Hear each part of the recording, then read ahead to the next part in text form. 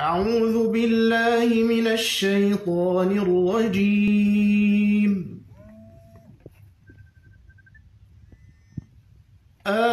أنتم أشد خلقا أم السماء بناها رفع سمكها فسواها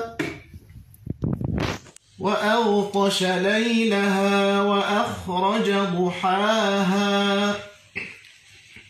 والأرض بعد ذلك دحاها أخرج منها ماءها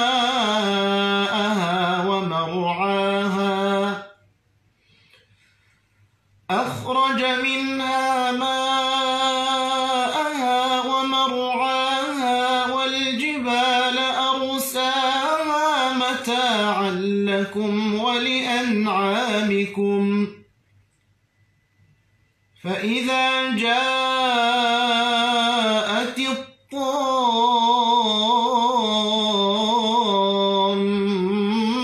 الطامة الكبرى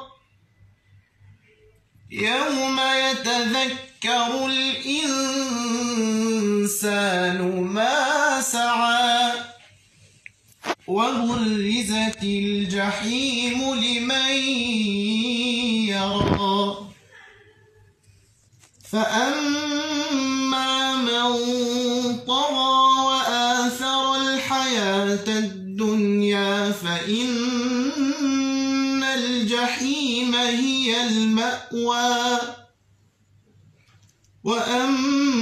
وأما من خاف مقام ربه ونهى النفس عن الهوى فإن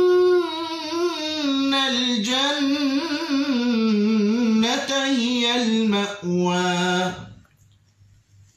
يسألونك عن الساعة أيان مرساها فيم أنت من ذكراها إلى ربك منتهاها إنما أنت منذر من يخشاها كأنهم يوم يرونها لم يلبثوا إلا عشية أو ضحاها.